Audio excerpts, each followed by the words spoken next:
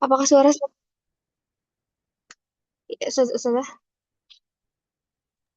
Aman, sudah terdengar. Oke, baik.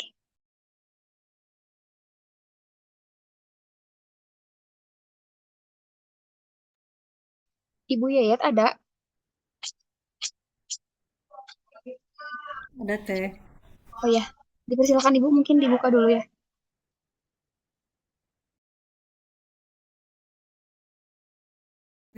Terkirim PPT-nya sama Teteh ya teh. Nanti Ya, lagi nggak bisa izin kayaknya. share ya. Ya, Ya. baik, saya share ya.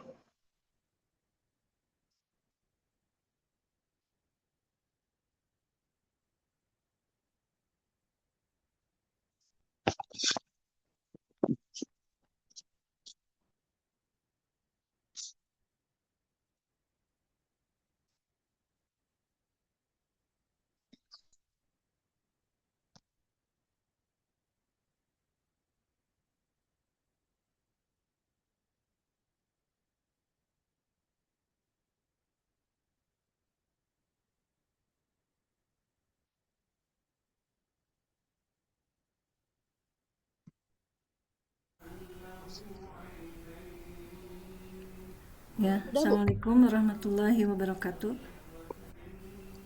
Bismillahirrahmanirrahim.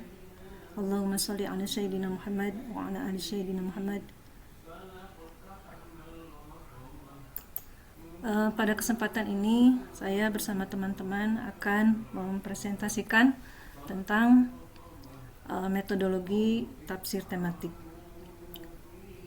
Tafsir tematik sebagai konstruksi epistemologis. Tafsir tematik adalah maksudnya tafsir tematik itu atau disebut juga dengan maudu dalam kajian tafsir modern dimaknai sebagai suatu metode yang menghimpun ayat-ayat Al-Quran sesuai dengan tema tertentu. Nah, suatu metode yang menghimpun ayat-ayat Al-Quran sesuai dengan tema tertentu untuk selanjutnya dianalisis secara terpadu sehingga menghasilkan pemahaman yang komprehensif. Pada tatanan teoritis, pendekatan ini merupakan bentuk pembacaan sistematik terhadap Al-Quran yang bersifat holistik, dengan menjadikan relasi antar ayat sebagai pijakan utama analisis. Namun, pada level epistemologis, tafsir tematik tidak dapat direduksi sekedar sebagai teknik operasional yang pengumpulan atau pengklasifikasian ayat, melainkan harus dipahami sebagai proses produksi pengetahuan berbasis wahyu yang melibatkan integrasi antar teks, rasio, dan konteks. Dalam kerangka epistemologi, wahyu berfungsi sebagai sumber utama kebenaran, sementara metode tematik menjadi instrumen untuk merekonstruksikan kesatuan makna Al-Quran sebagai konseptual. Oleh karena itu, tafsir tematik pada hakikatnya mengandung dimensi teoritis yang lebih dalam, yaitu sebagai pendekatan epistemologis yang berupaya membangun struktur pengetahuan yang koheren dan sistematik serta relevan dengan realitas kehidupan manusia. Hasanah keilmuan Islam memposisikan Al-Quran sebagai struktur makna yang terpadu, bukan sekedar rangkaian ayat yang berdiri sendiri. At-Tabrani melalui Jami al-Bayan menekankan bahwa interpretasi ayat harus dilakukan dengan mempertimbangkan keterhubungannya dengan ayat lain, baik dalam dimensi kontekstual maupun kandungan semantiknya. Pendekatan ini menunjukkan adanya struktur konseptual dalam Al-Quran yang tidak bisa dipahami secara parsial, gagasan yang sejalan juga ditemukan dalam pemikiran Al-Santibi dalam Al-Muwafaqat yang melihat Al-Quran sebagai sistem yang memiliki tujuan-tujuan universal. Muqasid al-Syariah, setiap ayat memiliki konstruksi dalam membangun kerangka nilai yang saling berhubungan yang tidak berdiri sendiri. Berdasarkan kerangka tersebut, tafsir tematik dapat dipahami sebagai upaya sistematik untuk menyusun kembali keterpaduan makna ayat melalui pengelompokan tema secara terarah. Proses ini menunjukkan bahwa tafsir tematik bukan sekedar teknik membaca teks, melainkan aktivitas intelektual yang mengarahkan pada pembentukan pemahaman kontekstual. Dilihat dari perspektif filsafat ilmu, proses tersebut memiliki kemiripan dengan teori kontraction, yaitu upaya membangun kerangka konseptual yang sistematik yang datanya tersedia atau dari data yang tersedia. Ayat-ayat Al-Quran dalam hal ini dapat diposisikan sebagai data normatif yang diolah melalui analisis tematik untuk menghasilkan konstruksi pengetahuan yang lebih terstruktur. Namun dalam praktek akademik, proses seperti ini belum sepenuhnya berkembang. Banyak kajian tafsir tematik yang berhenti pada tahap pengumpulan dan penyajian ayat tanpa diikuti oleh sistem sintesis yang mendalam. Kondisi tersebut menunjukkan bahwa tafsir tematik sebenarnya memiliki potensi epistemologis yang besar, tetapi penerapannya masih memerlukan penguatan. Tantangan utama terletak pada bagaimana proses pengelompokan ayat itu tidak hanya bersifat deskripsi, melainkan mampu menghasilkan kerangka berpikir yang lebih sistematik dan integratif. Tafsir tematik juga pada akhirnya perlu dipahami bukan hanya sebagai metode interpretasi, tetapi sebagai proses pengembangan pengetahuan yang berakar pada wahyu dan diperkaya melalui refleksi nasional. Relasi wahyu, rasio, dan realitas dalam tafsir tematik. Dalam kerangka epistemologis Islam, hubungan antara wahyu dan rasio tidak bersifat dikotomik, melainkan integratif dan saling melengkapi. Wahyu memberikan dasar normatif, sementara rasio fungsinya sebagai instrumen untuk memahami, menafsirkan, dan mengaktualisasikan pesan-pesan ilahi dalam kehidupan manusia. Relasi ini secara eksplisit ditegaskan dalam Al-Quran surat Muhammad ayat 24, yang artinya adalah apakah mereka tidak mentadaburi Al-Quran ataupun hati mereka terkunci. Ayat ini tidak hanya mengandung seruan normatif, tetapi juga memiliki dimensi epistemologis yang kuat, yaitu mendorong penggunaan akal secara aktif dalam memahami ayat atau dalam memahami wahyu. Dalam tafsir tematik, konsep tadabur ini menjadi pondasi metodologis karena menuntut pembacanya yang tidak parsial, melainkan integratif dan mendalam. At-Tabari menafsirkan ayat ini sebagai kritik terhadap mereka yang membaca Al-Quran tanpa usaha memahami maknanya secara serius. Menurutnya, tadabbur menuntut keterlibatan akal dalam menelusuri makna ayat dan mengkaitkannya dengan keseluruhan pesan Al-Quran. Ibnu Katsir juga memperkuat dengan pandangan ini dengan menegaskan bahwa ketidakmampuan memahami Al-Quran bukan karena keterbatasan teks, tetapi karena tertutupnya hati yang enggan menggunakan akal secara benar. Sementara itu, Al-Qurtubi memandang ayat ini sebagai dalil kewajibannya menggunakan rasio dalam memahami wahyu, sehingga penafsiran tidak boleh berhenti pada makna literal. Kemudian menurut Muhammad Quraisyab juga menambahkan bahwa tadabbur mengandung makna refleksi berulang yang mengaitkan teks dengan konteks kehidupan sehingga menghasilkan pemahaman yang relevan dan aplikatif. Selain hubungan wahyu dan rasio, Al-Quran juga menegaskan pentingnya keterkaitan antara pemahaman wahyu dan realitas empiris. Hal ini dapat dilihat dalam firman Allah Subhanahu wa taala, A'udzubillahi minasyaitonirrajim. Bismillahirrahmanirrahim. Inna fi khalqis samawati wal ardi wa ikhtilafil laili wan nahar la ayatil liulil albab. Sesungguhnya pada penciptaan langit dan bumi serta penggantian malam dan siang terdapat tanda-tanda bagi orang-orang yang berakal. Ayat ini menunjukkan bahwa realitas empiris merupakan bagian dari objek pengetahuan yang harus dianalisa secara rasional. At-Tabari menjelaskan bahwa tanda-tanda ayat dalam alam semesta mengandung petunjuk tentang kekuasaan Allah yang harus dipahami melalui pengamatan dan pemikiran. Ibnu Katsir menekankan bahwa orang yang disebut ulul albab adalah mereka yang mampu menghubungkan antara refleksi terhadap alam dan kesadaran spiritual. Al-Qurtubi melihat ayat ini sebagai legitimasi terhadap penggunaan akal dalam memahami fenomena empiris sebagai bagian dari proses epistemologi. Meskipun demikian, dalam praktek tafsir tematik kontemporer, dimensi realitas seringkali terabaikan ya. Banyak kajian tafsir tematik yang hanya berfokus pada analisis teks tanpa mengaitkan dengan konteks sosial. Akibatnya, hasil tafsir cenderung bersifat normatif dan kurang memiliki daya transformasi dalam kehidupan nyata. Nah, di sini juga dijelaskan tafsir tematik yang tidak melibatkan realitas empiris akan mengalami stagnasi epistemologis. Ketiadaan interaksi dengan realitas menyebabkan tafsir kehilangan fungsi utamanya sebagai hudan atau petunjuk hidup. Dalam kondisi ini, wahyu hanya dipahami sebagai teks normatif, bukan sebagai sumber solusi terhadap problem kehidupan manusia.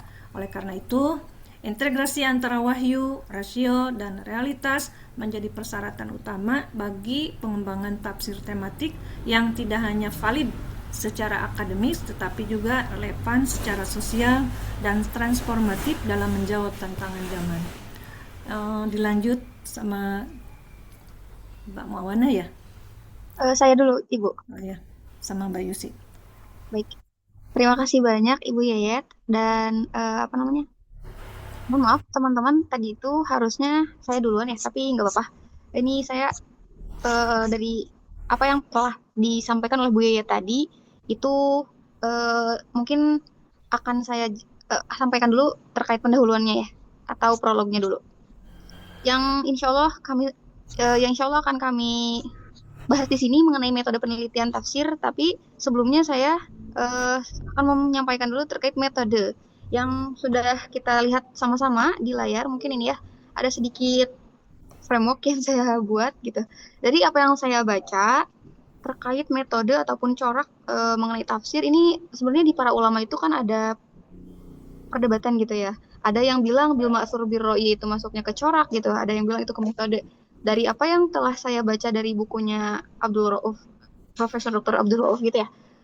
Itu tuh saya mendapatkan satu kesimpulan yang mungkin bisa teman-teman lihat di layar, kurang lebih dari berbagai pendapat yang ada disimplifikasi menjadi dua bentuk gitu ya. Yang satu metode, yang kedua corak gitu. Adapun metode kita bisa lihat dari sisi penulisannya maupun sumbernya. Kalau di sisi penulisannya ada tahlili, ada juga ijmali atau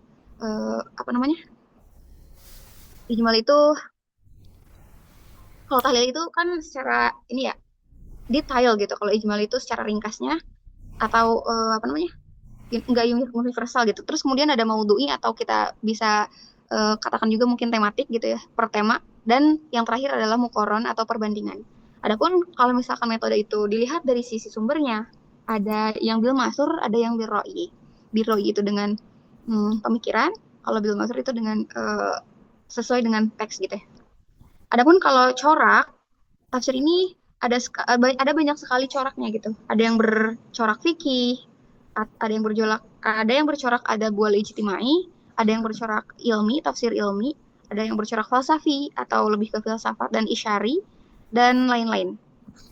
Kemudian jika kita lihat dan jika kita bandingkan antara tradisi di keilmuan modern, itu bisa kita lihat bahwa gagasan yang kita kaji di tradisi keilmuan modern itu biasanya disusunnya itu secara terstruktur gitu, secara kronologis gitu ya. Dan berbeda kalau misalkan kita perhatikan di dalam Al-Quran, kenapa sih Al-Quran itu kok strukturnya nggak sekronologis seperti kajian di tradisi ilmiah gitu ya. Tapi lebih terlihatnya sekilas terkesannya itu memang seperti teracak dimanapun gitu ya. Jadi apa namanya, tidak terstruktur gitu kelihatannya sekilas. Tapi ternyata hikmah di balik itu adalah ini ternyata bukan suatu ketidakteraturan. Bahkan ini tuh adalah bukti bahwa fleksibel apa fleksibel itu Al-Qur'an itu kan, dan luas banget maknanya gitu. Seperti yang kita tahu bahwa bahasa Arab juga kan bahrun minal mutaradifat gitu ya. Banyak sekali apa namanya? Sinonim-sinonim dan lain sebagainya lah ya, yang bisa kita temukan gitu di dalam Al-Qur'an. Jadi mm, kemudian ini menjadi hikmah gitu ya, di mana Al-Qur'an itu kenapa di nggak secara struktur apa nah secara terstruktur itu nggak terstruktur seperti tradisi ilmiah sekarang. Dan dengan itu maka Al-Qur'an itu mengajarkan kita atau memberikan kita itu suatu bentuk eksplorasi biar kita bisa lebih mikir lagi gitu ya. Jadi Al-Quran tidak memberikan kebenaran secara final nih gitu kan siap pakai, tapi malah mendorong manusia untuk melakukan eksplorasi lebih mendalam gitu dan berefleksi lebih jauh lagi begitu. Kemudian mengenai proses penafsirannya Al-Quran itu kan memang tidak sekedar menjelaskan teks saja ya, tapi kita juga harus untuk lebih komprehensif lagi, harus penafsirannya itu tuh mencakup beberapa hal, harus menyentuh beberapa aspek gitu. Dari pemahaman konteksnya, asbabun nuzulnya, aplikasi dan mungkin di sekarang ini banyak sekali gitu ya lintas apa namanya? Ilmu gitu ya yang bisa kita sentuh gitu kan, kemudian dijadikan metode dalam memahami Al-Quran. Kemudian seiring perubahannya zaman dan tantangan yang dihadapi oleh umat Islam yang memang semakin kompleks gitu ya, semakin hari semakin ke sini, ada masalah sosial lah, politik, ekonomi, dan lain-lain gitu ya. Nah, maka dianggaplah metode tafsir yang memang klasik itu mungkin kurang memadai karena belum tersentuh aspek-aspek yang ada di sekarang ini gitu kan ya. Tidak sekompleks sekarang gitu mungkin di dulunya itu apa namanya di kondisi zaman dulu mah gitu ya. Dalam perkembangannya, jadi metode tafsir ini juga mengalami perubahan dan adaptasi gitu, sesuai dengan kebutuhan zaman yang ada hari ini. Kemudian mufasir eh, berinisiatif lah gitu kan ya, berijtihad maksudnya, menggunakan metode maudhu'i yang mana ijtihadnya itu berupaya untuk menjawab pertanyaan-pertanyaan besar yang memang dihadapi umat Islam gitu ya, untuk apa namanya tidak hanya memberikan pemahaman yang secara parsial saja tapi lebih komprehensif yang dan lebih mendalam yang mana dibahas memang di Al-Qur'an tersebut gitu ya. Dan juga perspektif baru yang relevan gitu dengan konteks sekarang ini. Dan dari sejarahnya yang kami baca itu tafsir maudhu'i atau tafsir tematik ini ada atau mungkin disebarluaskan. Memang kalau bibit-bibitnya itu kan sejak zaman dulu, sejak zaman Rasulullah pun ada gitu ya. Namun untuk kemudian dijadikan suatu apa namanya keilmuan yang memang rapih gitu ya seperti saat ini itu kira-kira disebarluaskannya juga mungkin dikampanyekannya sekitar pada abad 20-an gitu tafsir maudhu'i ini berkembang dan menjadi satu ilmu yang sistematis dan pertama kali gitu ya diperkenalkan itu di Universitas Al-Azhar di Fakultas Usuluddinnya. Adapun ulama yang memang terlibat gitu ya di dalam apa namanya pionir-pionir mengenai tafsir maudhu'i ini ada yang namanya itu Syekh Hamiduddin Farahi, ada Sayyid Qutb juga gitu yang kemudian dari mereka ini memberikan kerangka yang lebih eksplisit, kemudian mendorong tafsir maudhu'i ini menjadi disiplin ilmu yang memang mandiri gitu ya. Dan pada fase ini, pada fase Hamiduddin Farahi dan Sayyid Qutb, ini tafsir maudhu'i memang diakui gitu kan saat itu sebagai metode gitu, sebagai suatu metode yang menghimpun ayat berdasarkan tema, tapi apa namanya yang tidak hanya menghimpun ayat berdasarkan tema, tapi juga betul-betul dianalisis secara mendalam setelah dihimpun itu tuh. Kemudian mengenai studi kritis tentang sejarah tafsir ini menunjukkan bahwa unsur-unsur tafsir maudhu'i itu telah muncul benihnya tadi ya di sebelum abad 20 atau bahkan katanya dari sejak zaman Nabi itu memang benihnya sudah ada gitu. Cuman belum tegas aja dan kemudian dikampanyekan itu tepat pada abad 20 gitu yang tadi. Selanjutnya mengenai dasar dari tafsir maudhu'i. Ada yang namanya itu keterkaitan ayat, kemudian prinsip keterbukaan, dan kemudian pendekatan interdisipliner. Mengenai keterkaitan ayat, jadi Al-Quran itu karena memang kitab suci ya, nggak terdiri dari ayat-ayat yang berdiri sendiri, melainkan mereka kan interkoneksi ya, interconnected gitu ya, saling memiliki hubungan gitu, satu sama lain. Dengan mengelompokkan ayat-ayat ini tuh berdasarkan tema tertentu, jadi dengan tafsir maudhui ini tuh akan apa namanya menggali makna lebih dalam lagi setelah dikumpulkan itu tadi aja. Jadi membantu umat itu untuk lebih memahami pesan secara komprehensif. Itu yang dituturkan oleh Pak Quraisy Shihab ya. Kemudian dari dasar sebuah tafsir maudhui juga ada yang kemudian disebut prinsip keterbukaan. Jadi harus terbuka gitu ya. Untuk interpretasi yang berbeda. Tergantung pada konteks dan situasi, pendekatan ini juga memberi ruang bagi mufasir untuk menjawab tantangan zaman dan menjelaskan ajaran Al-Quran dalam konteks yang lebih relevan di zaman ini. Tanpa terikat pada tafsir yang tradisional atau klasik gitu ya, ataupun konvensional ya, intinya sama aja klasik. Itu menurut Said Qutb. Yang terakhir, yang ketiga, ada dasar dari tafsir maudhu itu pendekatan interdisipliner. Jadi metode maudhu'i itu mendorong kolaborasi antara berbagai disiplin ilmu gitu, seperti ilmu sosial, hukum, dan etika, dan lain-lain. Jadi semakin zaman memang ilmu semakin matang gitu ya. Jadi dari berbagai ilmu yang ada gitu ya, baik itu ilmu keagamaan ataupun non keagamaan gitu ya. Kemudian disatukan atau kemudian yang hal ini tuh dikoneksikan satu sama lain yang kemudian disebut interdisipliner, lintas disiplin gitu. Jadi hal ini juga memungkinkan mufasir untuk menelaah ayat-ayat Al-Quran itu dari berbagai sudut, jadi multi perspektif gitu kan ya. Memberikan hasil juga yang memang kaya akhirnya kan, lebih relevan dengan konteks masyarakat pada saat ini. Itu kata Hamiduddin Farhi. Hamiduddin Farhi. Yang tadi selanjutnya setelah disampaikan oleh Bu Yud juga ya, ini sebagian tadi mengenai tafsir tematik yang kita ketahui karena al-maudu'ah itu artinya adalah eh, per tema gitu ya atau tematik. Jadi kurang lebih definisinya itu adalah himpunan ayat-ayat Al-Quran yang sesuai dengan tema tertentu gitu. Untuk selanjutnya dianalisis secara terpadu sampai menghasilkan pemahaman yang komprehensif gitu. Kemudian tafsir ini kan kita bahas dari sisi epistemologi keilmuannya ya, yang mana katanya sifat dari epistemologi keilmuan saat ini itu kan integratif dan dialogis. Jadi memang banyak integrasi antar ilmu, bukan hanya satu ilmu saja, agar kemudian menjadi tafsir atau Al-Quran dan penafsirannya itu relevan dengan zaman sekarang gitu. Kemudian ciri khas yang bisa kita lihat dari kitab-kitab tafsir yang menggunakan metode maudhu'i ini bisa kita lihat dari beberapa cirinya. Yang pertama mungkin pembahasannya itu fokus pada tema tertentu ya. Dan strukturnya memang tematik gitu. Ada tema A, tema B, tema C, dan lain sebagainya. Dan kemudian terhubung antara ayat-ayat yang tersebar di seluruh Al-Quran dan seluruh surah-surah dan ayat-ayatnya. Itu menjadi satu gitu ya. Terhubung. Kemudian relevan dengan konteks modern saat ini. Dan dianalisis secara holistik atau komprehensif atau mendalam gitu.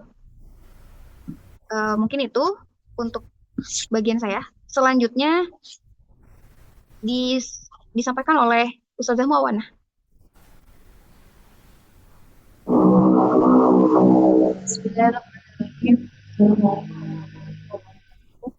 Terima kasih kepada Ibu Yayat dan juga Kak Yusi yang telah menjelaskan makna dan juga korelasi sedikit contoh tadi dari Ibu Yayat mengenai ayat-ayat tematik.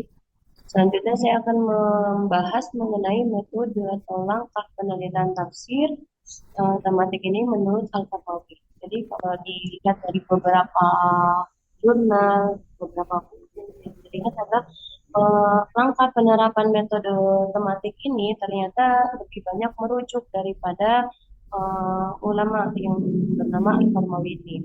Apa aja langkah-langkahnya? Yang pertama, memilih macam tema permasalahan yang akan dikaji. Temanya apa yang akan kita pengen bahas? Misal kita mau membahas tentang riba, maka itu menjadi tema yang akan kita cari ayat-ayatnya, yang akan kita himpun dan kita kumpulkan dari ayat-ayat dalam Al-Quran.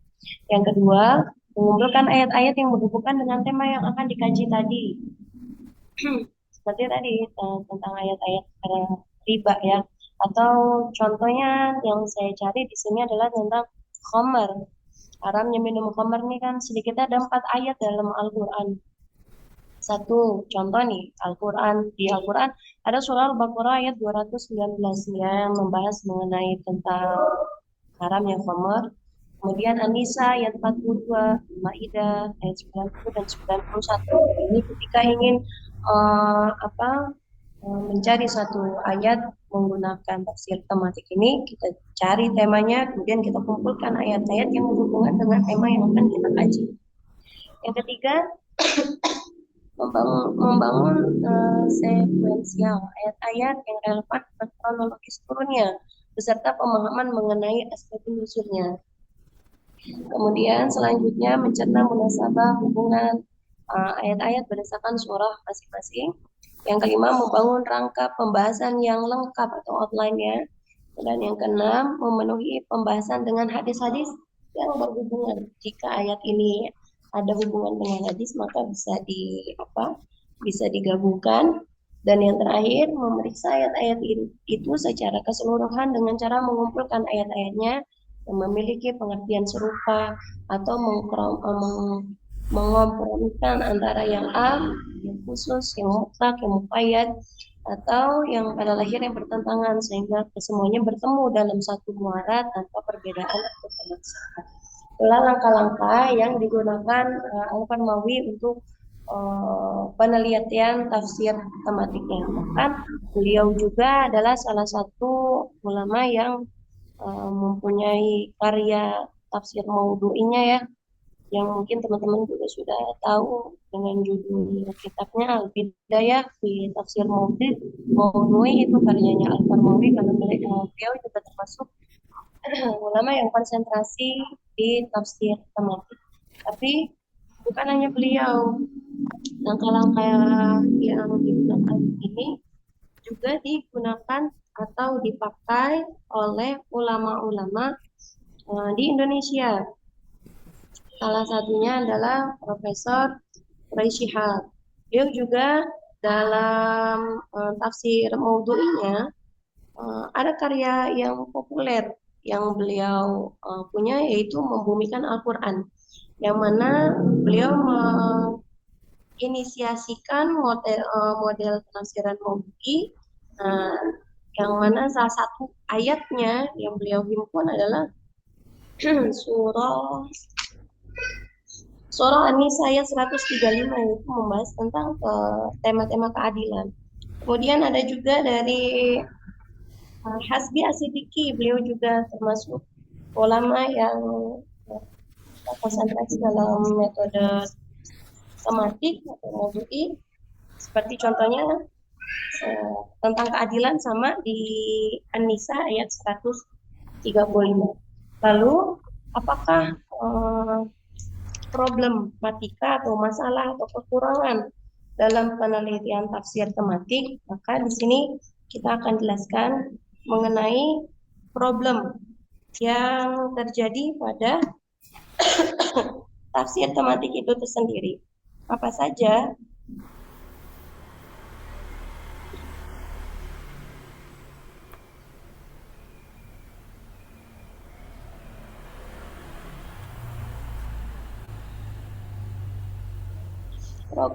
Problem deskriptivisme, dari komplikasi ayat menuju konstruksi konseptual. Satu, dalam praktik akademik kontemporer, salah satu persoalan yang paling menonjol dalam pengembangan tafsir tematik adalah kecenderungan berhenti pada level deskriptif.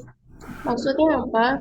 Karena ini banyak sekali ya penelitian yang mengklaim menggunakan metode tafsir tematik, namun secara substantif hanya melakukan 3 langkah dasar, yaitu menghimpun ayat dengan satu tema, kemudian menjelaskan makna literal ayat, kemudian mengutip pendapat para mufasir klasik tanpa adanya pengolahan lebih lanjut. Nah, pola kerja kayak begini, seperti ini menunjukkan bahwa tafsir tematik ini belum sepenuhnya berfungsi sebagai metode analisis yang produktif, melainkan masih berada pada tahap komplikasi informasi. Nah, kecenderungan tersebut mengakibatkan tidak adanya sintesis konseptual yang mampu mengintegrasikan berbagai ayat menjadi satu kerangka pemikiran yang utuh. Padahal dalam perspektif epistemologi Islam, Al-Quran menunjukkan susunan makna yang saling berhubungan, munasabah, sehingga memerlukan pendekatan pembaca secara menyeluruh. Selain itu, lemahnya atau problematikanya dalam metode Moodle ini adalah analisis kritisnya juga menjadi problem yang sangat serius. Banyak kajian tafsir tematik yang hanya menyajikan pendapat ulama tanpa melakukan evaluasi atau dialog kritis terhadap perbedaan pandangan yang ada. Nah, salah satu contohnya di dalam makalah kita mengambil penelitian yang mengangkat tentang tema riba dalam Al-Quran. Ini fokus ayatnya adalah di surah Al-Baqarah ayat 275 dan juga di ayat 278.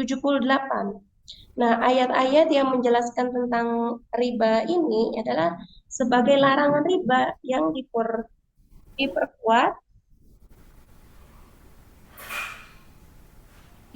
dengan pandangan mufasir seperti At-Tabari dan Ibnu Katsir yang menegaskan keharamannya. Namun banyak juga kajian yang berhenti pada titik-titik ini tanpa melanjutkan analisis pada bagian konsep riba yang dihubungkan dengan sistem ekonomi modern seperti perbankan, bunga, instrumen keuangan kontemporer. Nah, ini belum dibahas secara gamblang atau secara lebih luas. Itu beberapa daripada problem atau masalah atau kekurangan daripada metode Maudu'i ini. Nah, kalau dari dua ayat yang tadi tuh tentang surah Al-Baqarah 275 dan 278 yang mengenai tentang riba, kalau ini dikembangkan lagi secara tematik dan konseptual, pasti ayat-ayat ini akan lahir, ya, akan lahir tentang teori Al-Quran yang lebih luas, tentang bagaimana keadilan.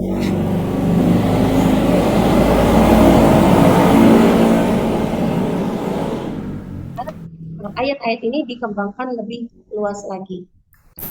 Nah, itulah beberapa problem deskriptif dari metode Maudu'i.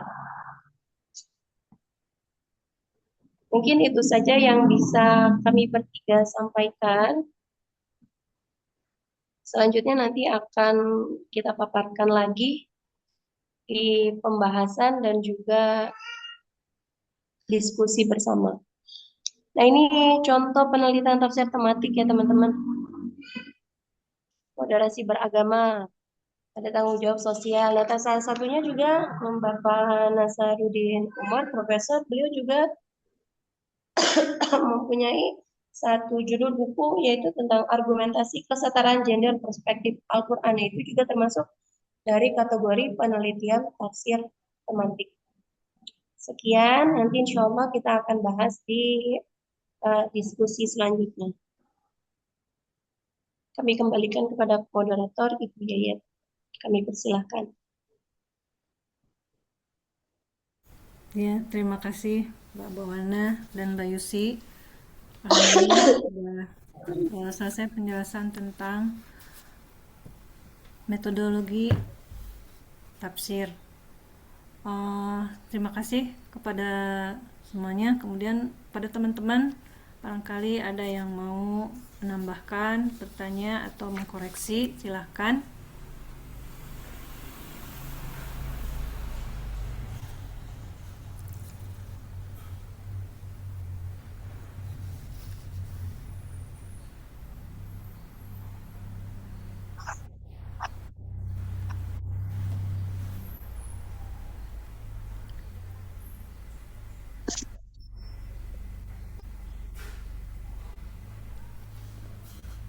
Bagaimana teman-teman?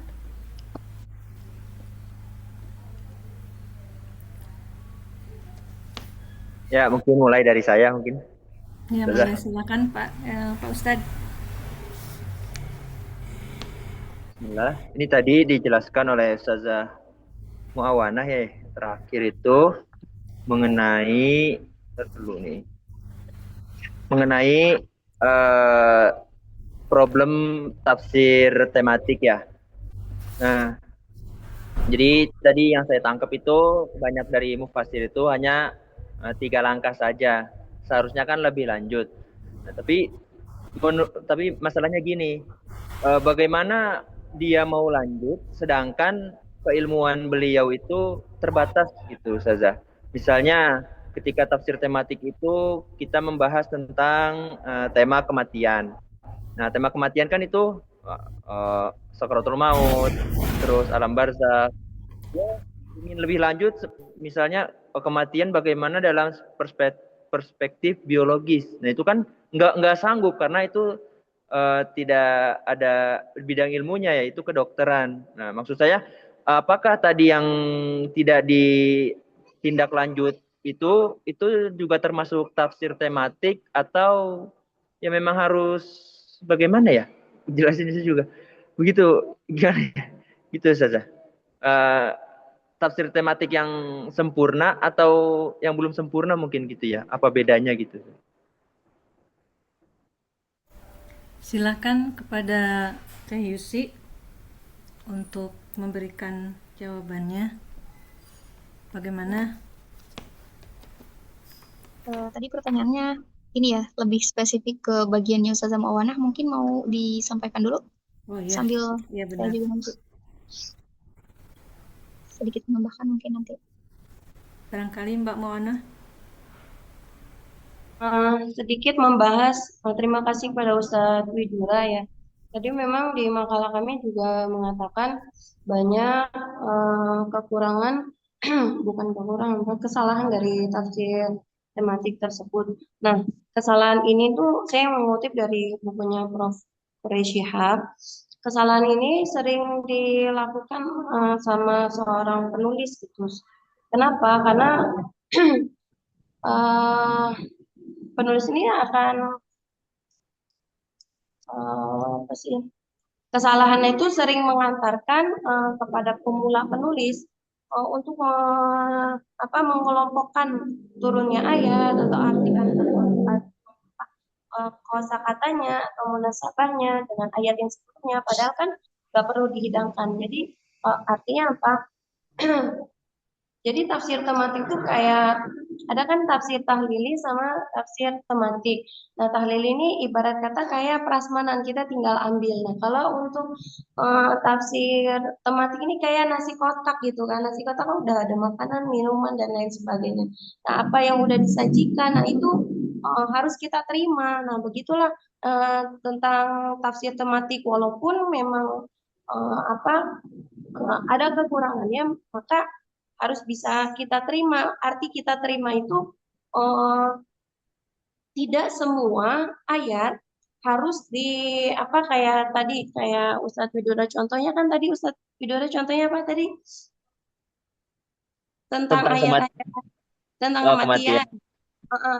Nah kan nggak semua ayat itu ada berkesinambungannya karena di sini dijelaskan uh, nggak semua dijawab karena nggak semua di ayat tafsir tematik itu ada munasabahnya dengan ayat-ayat yang sebelumnya dan padahal ini nggak perlu dihidangkan gitu. Jadi ada ayat yang uh, dulu saya tadi baca tentang sholat sama zakat kan gitu kan. Sholat sama zakat ini kan berkesinambungan tuh ada sholat zakat padahal kita pengen cari tentang ayat-ayat sholat. Tapi di situ setiap ayat sholat pasti digabungkan dengan zakat. Nah, ini kan artinya nggak semua harus menyeluruh kita sholat juga zakat juga. Sedangkan tematik yang kita lagi cari itu tentang sholat ya udah itu tentang sholat aja ya. Itu kurang lebih mungkin. Boleh dijelaskan lagi sama Ustadz Ustazah Yusi atau Ustazah Yayat untuk menambahkan.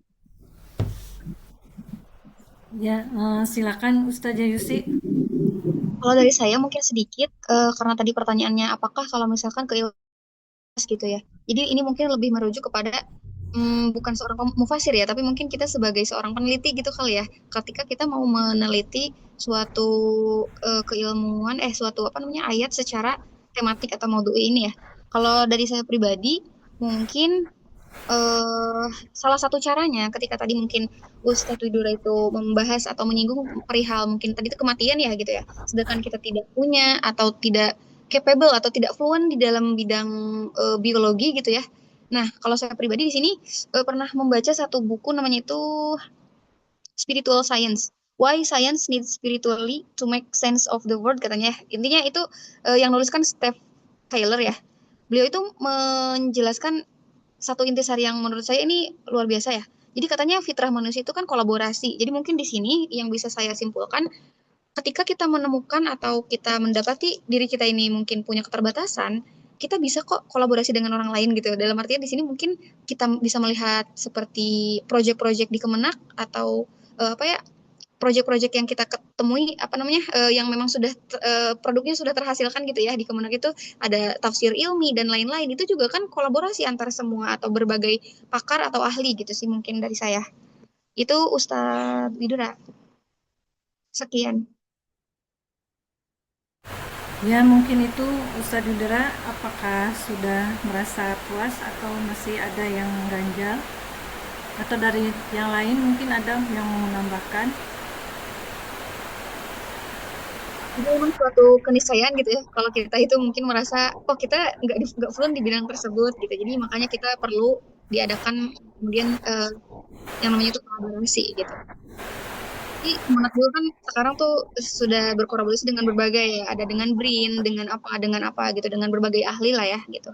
Sesuai dengan ayat yang akan dibahas itu apa, atau sesuai dengan proyek yang akan dibangun itu terkait apa, atau mungkin ekoteologi dengan apa gitu, dengan pakar-pakar alam dan lain sebagainya. Dari teman-teman yang lain barangkali ada yang mau menambahkan, dipersilahkan dengan senang hati.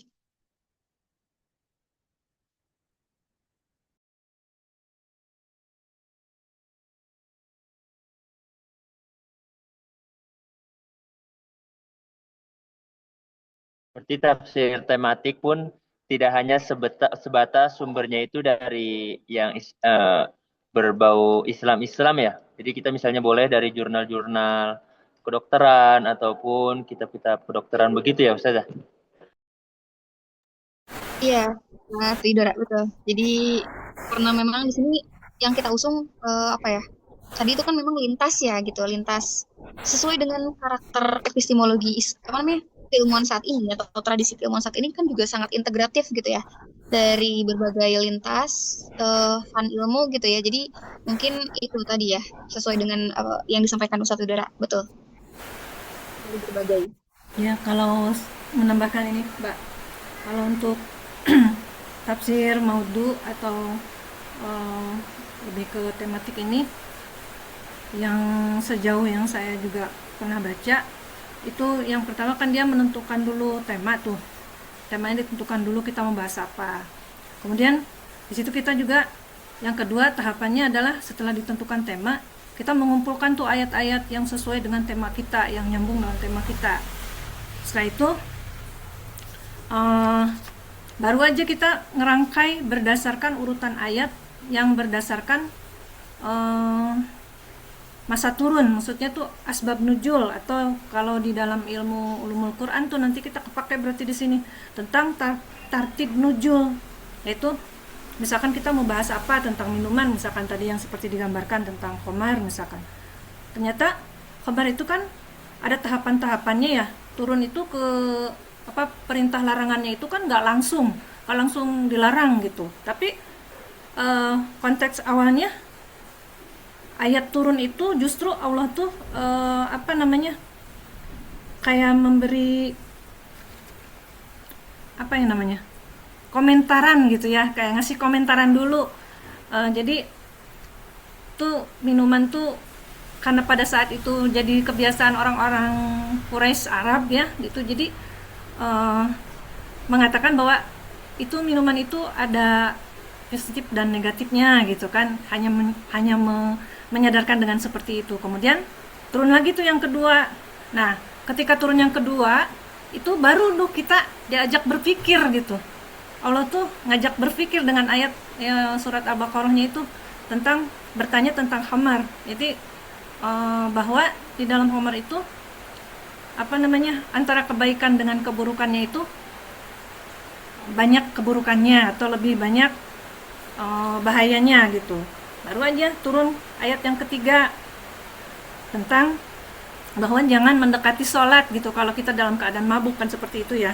Tapi kalau misalkan kita menelitinya hanya sampai situ, artinya ayat itu nggak diteruskan, berarti kebayang nggak si pembaca itu ya udah berarti nggak usah sholat gitu kan. Artinya di dalam ayat itu jangan kamu mendekati sholat ketika kamu dalam keadaan mabuk, kan maksudnya begitu. Berarti kan ada akhirnya lagi, ada sambungannya lagi, ada keterangan-keterangannya lagi gitu, seperti itu.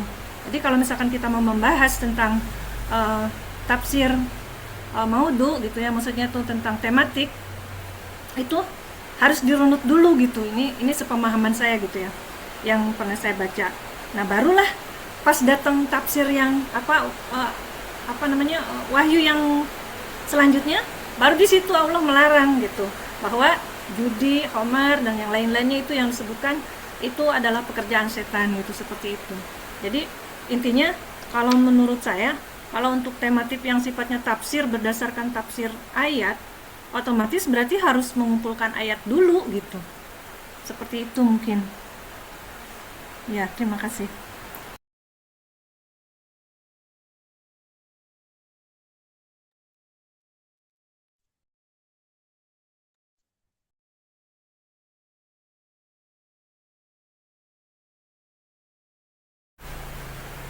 Bagaimana untuk Ustadz Widora? Masih ada yang mengganjal atau yang lain, teman-teman yang lain ada yang mau bertanya?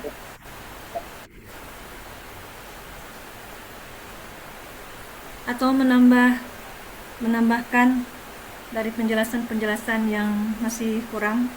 Silahkan.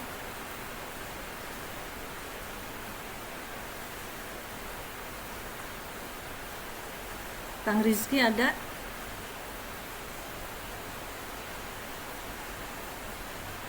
Ustadz Musin? Ustazah Lela? Atau siapa lagi semuanya ini yang hadir?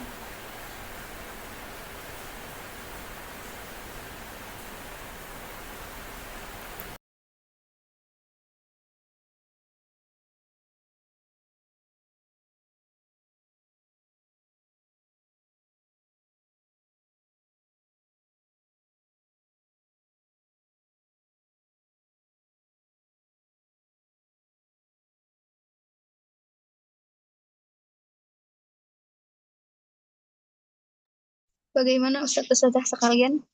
Dari apa yang kami sampaikan tadi, barangkali ada yang mau didiskusikan kembali, atau adakah mungkin dari teman-teman yang mau menambahkan, mau mengkoreksi bagian-bagian yang barangkali ada miss gitu?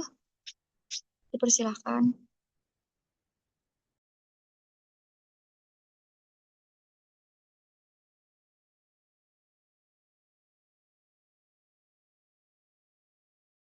Ustadz Khairul Hamdi, bagaimana barangkali ada komentar? Ustadz, Eh, ya. Komentarnya cakep ya tadi mengenai pembagian-pembagian metode tadi itu. Eh, Paling ingin menanggapi dari sekian banyak metode-metode yang telah dipaparkan tadi itu, saya teringat sama qaul Syekh Hisham Kamil ya, ketika kami menghatamkan Khulasah Ulumil Quran, bahwasanya apapun metode, tapi ketika kita baca sebagai instrumen penjelas Al-Quran, maka dia termasuk tafsir begitu. Sebabun nuzulkah, eh, maudu'ikah, kemudian corakkah, maka semuanya itu bermuara kepada tafsir.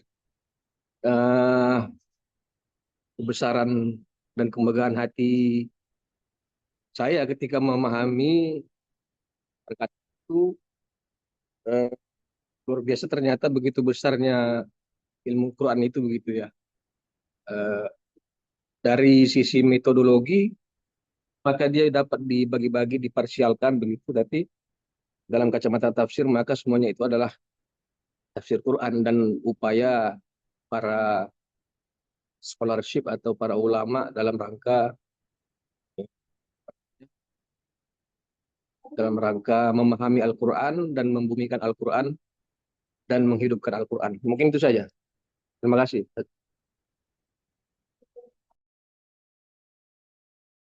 Ya, terima kasih Ustadz Hairul Amdi atas komentarnya. Untuk yang lain, silahkan.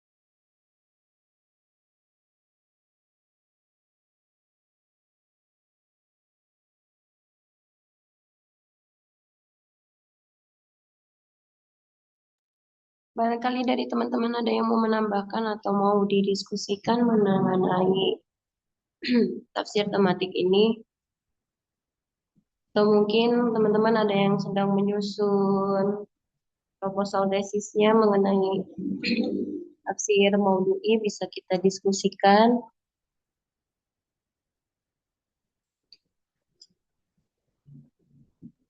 Mungkin penelitian yang kalian tampilkan itu dijelaskan aja. Apa yang novelty yang bisa diambil dari tesis yang ditampilkan tadi itu. Secara tematik kan tadi kan? Ada berapa tadi? 10 ya?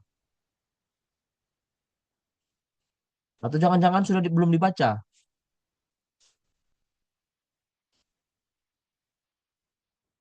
Yang 10 tesis itu.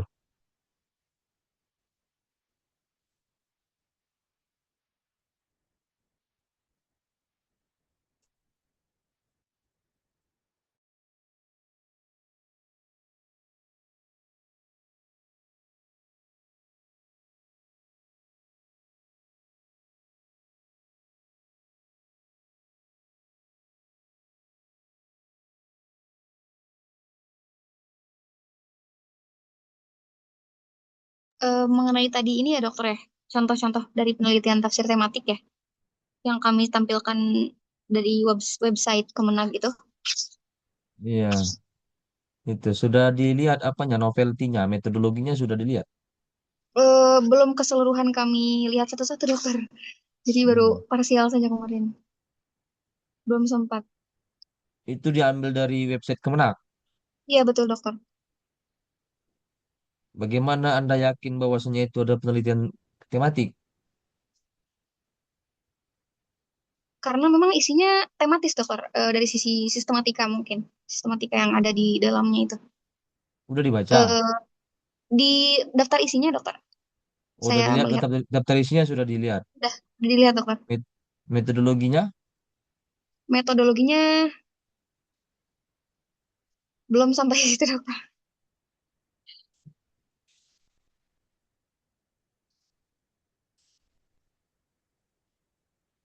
belum sampai ranah metodologinya.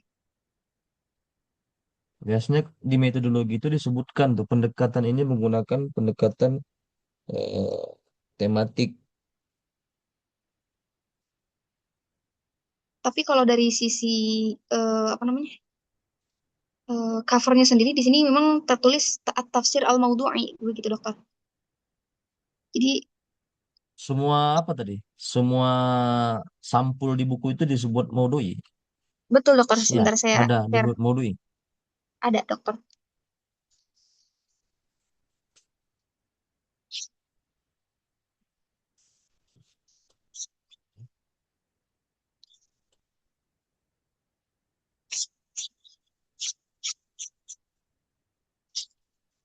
Apakah Contoh terlihat? penelitian tafsir tematik, spiritualitas dan akhlak, moderasi Ya, beragama, tafsir al Mau Maudhu tapi UI. Oh iya. yes, ya. Tapi bisa diakses nggak itu? Sudah di-download semuanya? Bisa. Tapi belum semuanya di-download, Ustaz. Baru baru berapa? Ini yang saya download itu pelestarian lingkungan hidup gitu.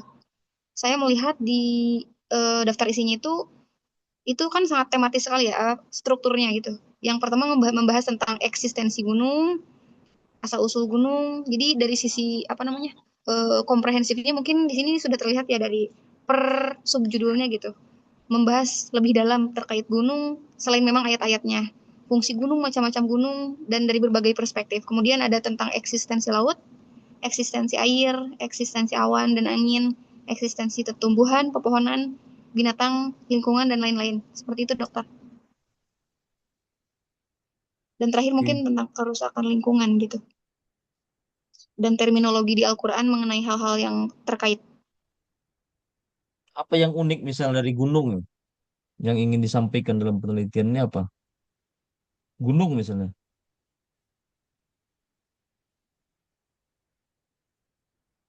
Apa yang ingin dia sampaikan tentang gunung dari penelitian ini? Sebentar.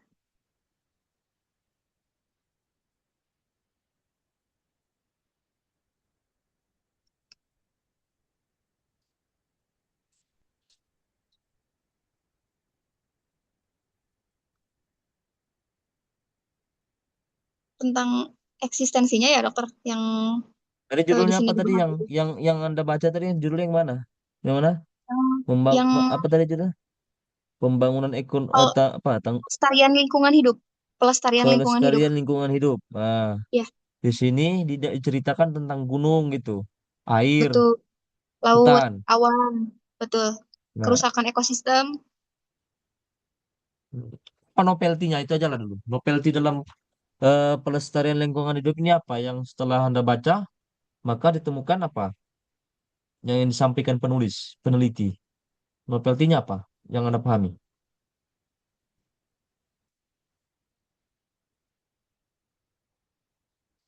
Temuannya apa temuannya? Karena saya belum baca secara keseluruhan, dokter, mohon maaf. Jadi sekilas yang saya baca mungkin dari pengantar ya, dari pengantarnya itu sekilas kurang lebih dari sisi novelty itu mm,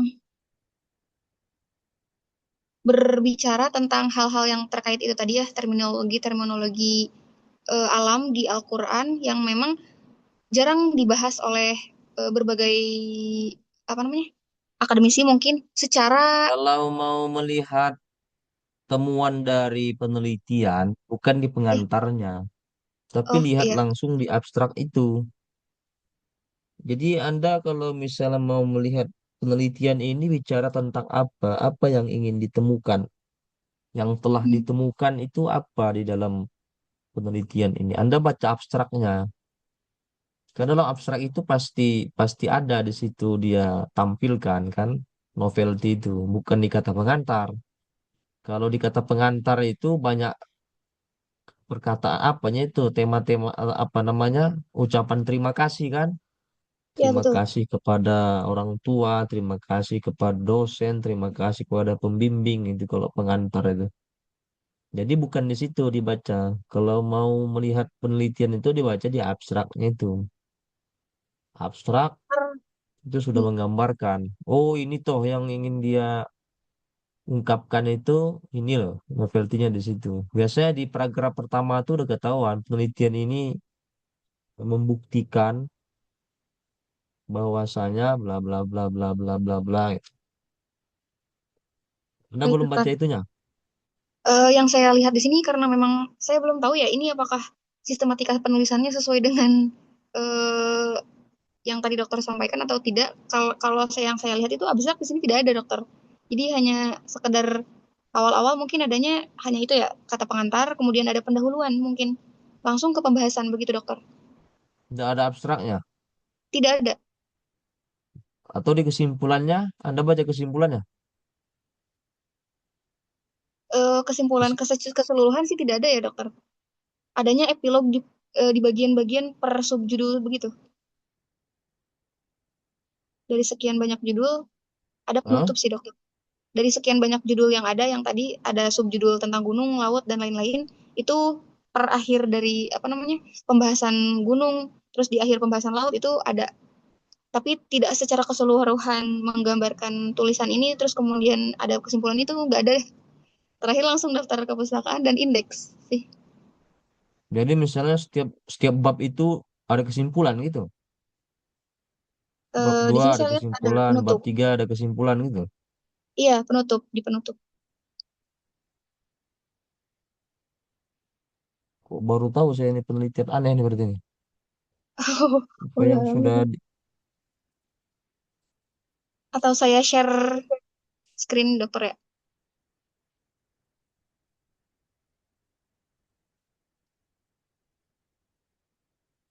Bentar.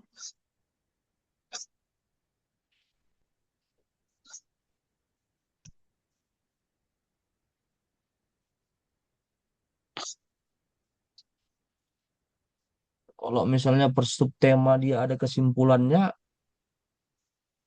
terus apa? Nggak dibatasinya berarti permasalahan yang dia teliti itu berarti nggak dia dibatasin, semuanya dia simpulkan. Itu dia pertanyaan juga sebenarnya kan. Kalau semuanya ada kesimpulan-kesimpulannya, dia tidak membatasi apa yang dia bahas itu objeknya. Yang namanya penelitian itu kan ada pembatasan masalah kan. Iya, Di tuh. pendahuluan itu ada pembatasan masalah. Ya, peneliti hanya membahas tentang objek ini. Jadi makanya kesimpulannya itu ada di bab yang terakhir itu bisa dilihat tuh kesimpulannya apa gitu. Kan itu. Atau di abstrak itu menggambarkan isi keseluruhan dari tesis itu kan. Karena yang namanya apa di abstrak itu satu itu menunjukkan tentang temuan novelty, kemudian menceritakan tentang teori-teori kan, perdebatan akademik di situ tentang apa yang ingin dia bahas itu kan di situ ditampilkan itu. Baru satu lagi tentang metodologi yang digunakan. Jadi meskipun kita nggak baca semuanya, ya paling tidak kita tahu loh ini yang yang ditemukan si peneliti ini dalam tulisannya.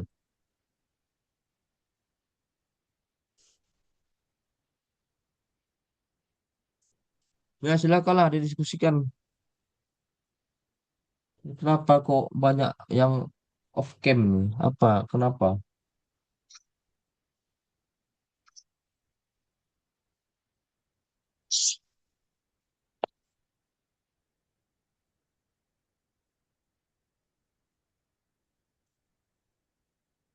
Ya silakan bertanya kepada pemakalah tentang eh, metodologi tafsir tematik.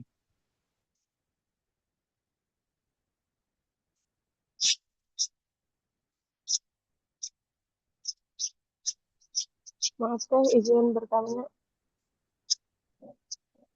Ya, kami persilakan sudah Syifa.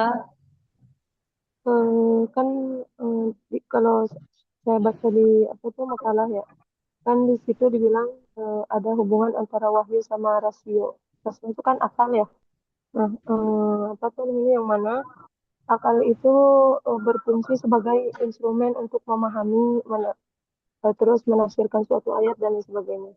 Nah, yang jadi pertanyaan itu mungkin nggak sih gitu ya?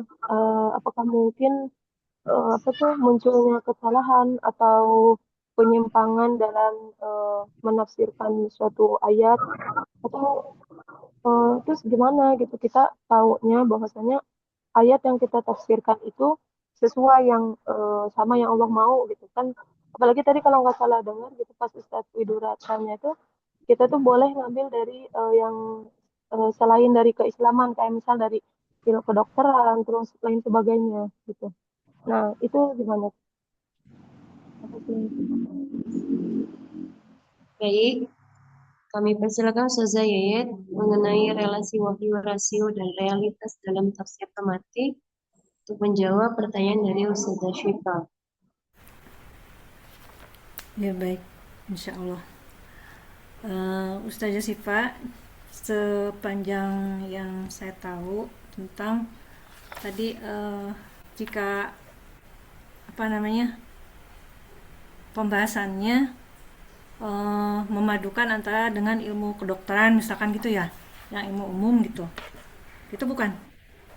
Takut salah Iya, ini. iya. Itu Jadi, ya.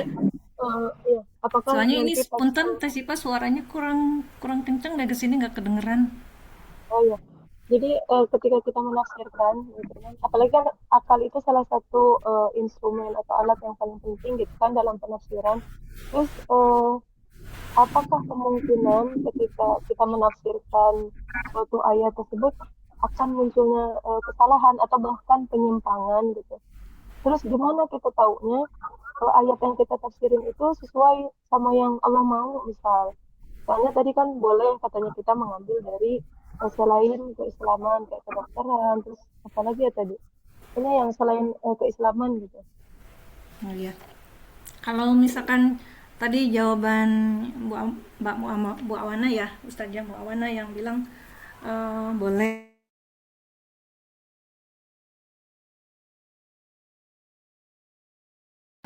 dalam penelitian tematik yang maudu ini, maksudnya tuh ini kan tafsir yang dibahas ya, otomatis harus menyertakan ayat-ayat Al-Quran. Dan disitu kalau misalkan mau mengkolaborasikan dengan ilmu umum, misalkan contoh dengan kesehatan, kedokteran, atau misalkan kesehatan secara umum gitu kan, kesehatan tuh banyak. Nah, misalkan tentang pendidikan, misalkan seperti itu yang sifatnya umum, itu sebenarnya bisa dikolaborasikan yang disebut dengan perbandingan atau komparatif ya.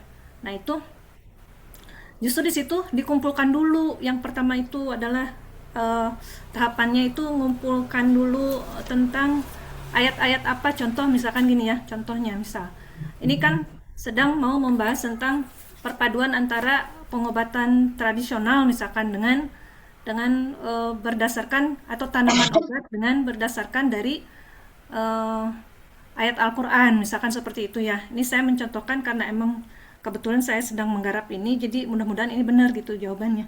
Nah, jadi kita ngumpulin dulu tuh ayat-ayat tentang tanaman. Kan itu ada banyak ya tentang tanaman di dalam Al-Quran. Misalkan kita mau tanaman kurma misalkan, itu kan ada dibahas. Kemudian anggur misalkan, atau misalkan tentang buah tin misalkan seperti itu.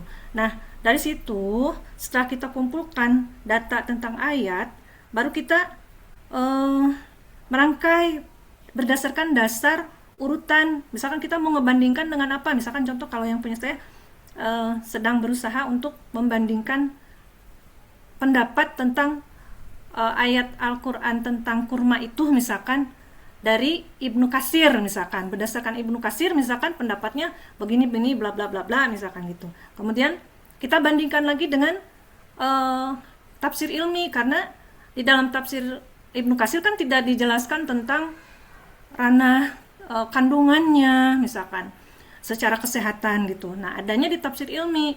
Nah, tafsir ilmi itu karena ini juga sudah dibuat istilahnya apa ya, sudah diakui dan tidak ada keraguan atau misalkan kesalahan, mungkin sedikit kesalahan itu sepertinya karena sudah dirumuskan gitu. Nah, kita merujuk ke tafsir ilmi yang di Kemenag misalkan seperti itu. Nah, kemudian selain itu baru dibandingkan dengan materi yang umumnya tadi, misalkan tanaman obat berdasarkan ilmu kesehatan misalkan, ilmu kesehatan tradisional misalkan, atau ilmu kesehatan di farmasi misalkan seperti itu. Misalkan menurut pendapat dokter apa atau profesor apa yang meneliti tentang kurma misalkan seperti itu, barulah kita menyatukan itu, namanya perbandingan. Tapi tergantung nanti kita mau pembahasan tafsir tematiknya itu mau ngebahas tentang apa dulu. Apakah tadi seperti yang dijelaskan sama Ustazah Muawana kan, misalkan pakai tahili atau misalkan apa tadi yang lebih rincinya seperti itu. Nah, ini hanya menggambarkan berdasarkan yang saya tahu, yang saya baru ketahui gitu ya, seperti itu. Mungkin Ustazah sih Pak Atau yang lain mau menambahkan, silakan Ustazah Yusi atau Ustazah Muawana. Berarti Bu, apa tuh namanya yang dimaksud dengan rasio tadi atau akal tadi itu kita tetap apa masih menukil dari penafsir-penafsir yang lain ya, bukan memang pure gitu penafsiran dari diri kita sendiri gitu ya. Sepertinya kalau itu untuk ini teh, ketika kita mau mengambil kesimpulan atau analisa, hasil dari analisa kayaknya teh. Tapi mohon maaf ya, saya juga belum begitu paham ini.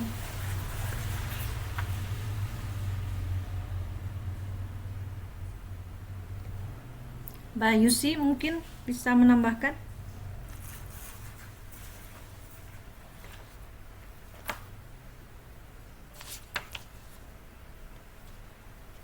Soalnya kalau misalkan yang tadi dari habis pengumpulan ayat itu kemudian dibanding-bandingkan, itu kan kita baru bisa narik kesimpulan tentang apa, bisa menganalisa.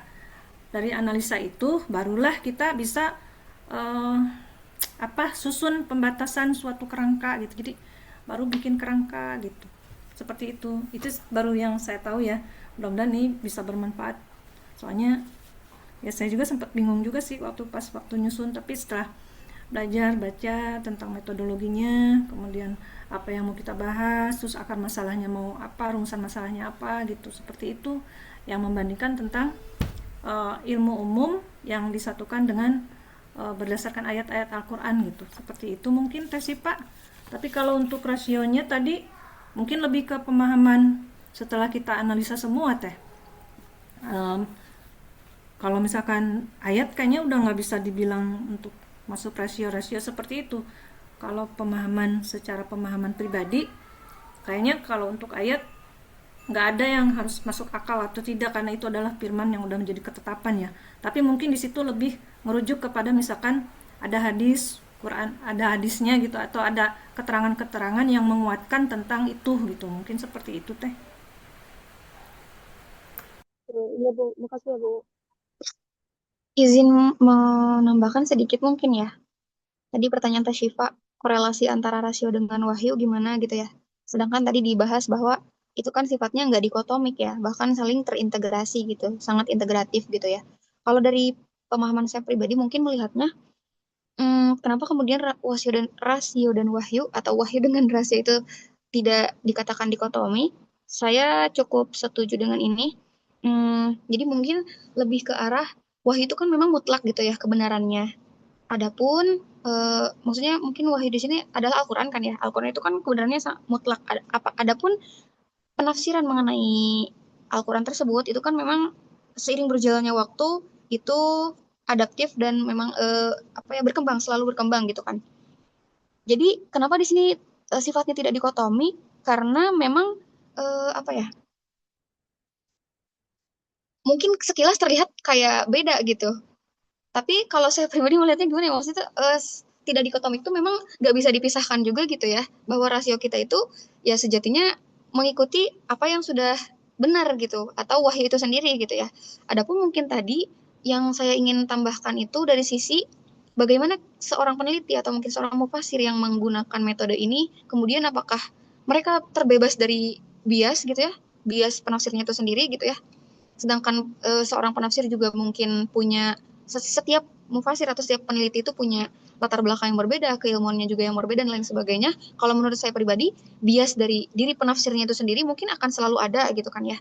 Namun yang membedakan mungkin kalau dari pemahaman saya itu eh tadi yang disampaikan oleh Pak Khairul Hamdi ya, Ustadz Khairul Hamdi, bahwa semua jenis atau semua bentuk dari upaya itu kan memang apa ya, itu adalah ijtihad kan, bentuknya jatuhnya ke ijtihad. Dan berbicara tentang ijtihad, saya teringat pada hal-hal yang sifatnya itu apa ya, yang kita mungkin di fikih itu suka belajar bahwa dalam berijtihad yang salah itu tetap dapat pahala kan, satu pahalanya, kalau yang betul itu nanti akan dapat dua pahala gitu.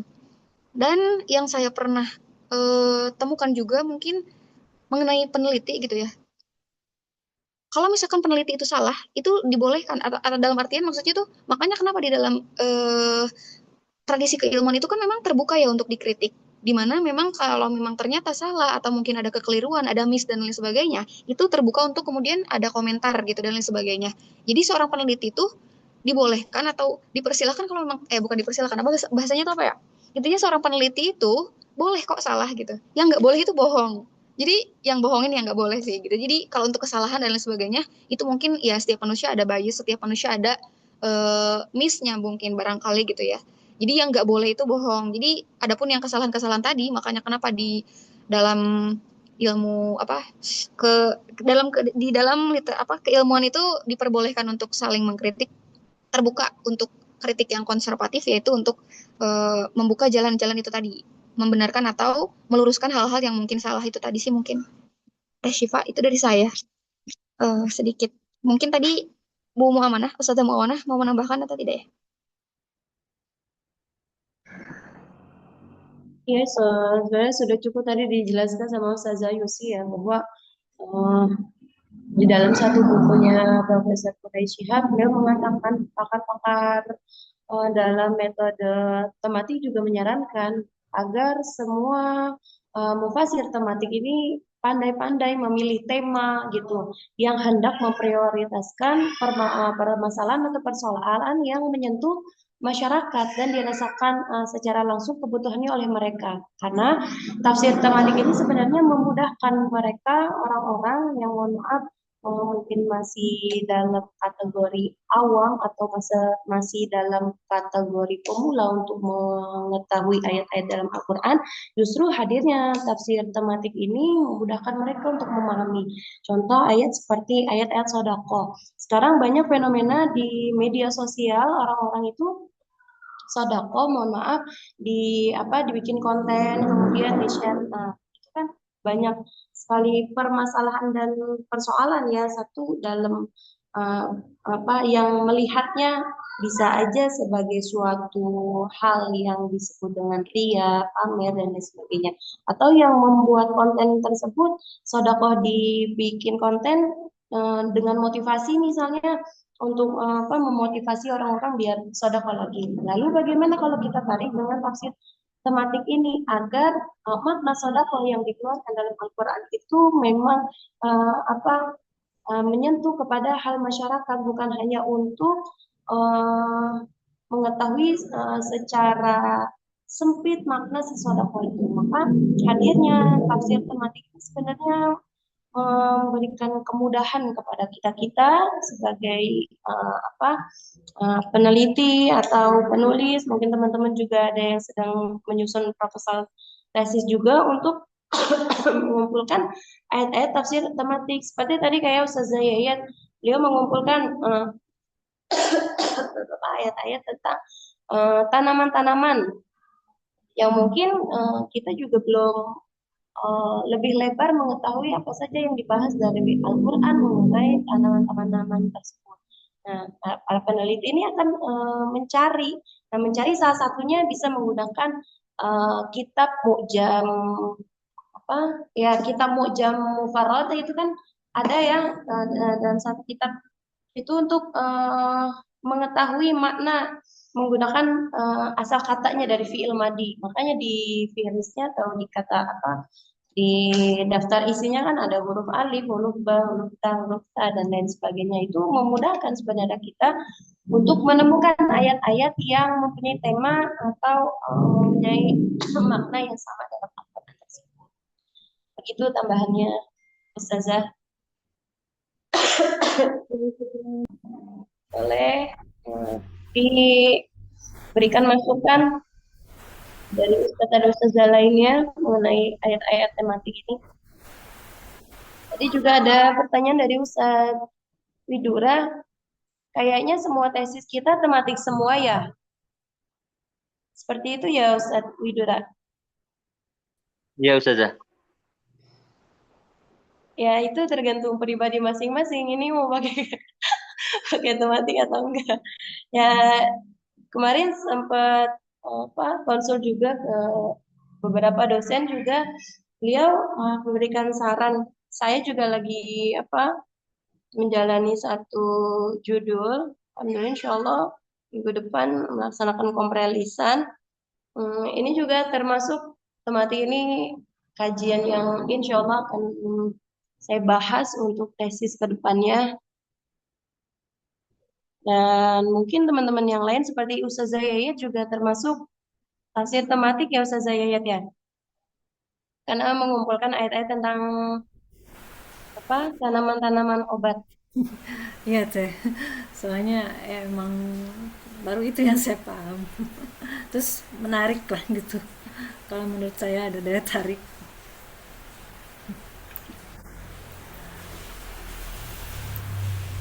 Ya untuk sementara mungkin itu aja dulu yang bisa kami jelaskan. Gimana teman-teman masih ada yang mau menambahkan?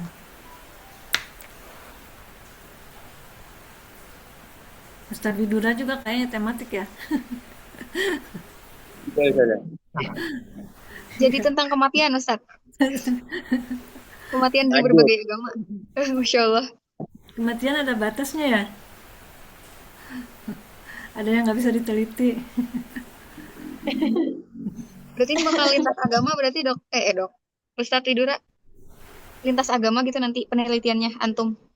Ya, ada masuk beberapa agama nanti, masuk perspektif agama lain sih, lebih ke perspektif agama lain bagaimana memandang kematian itu.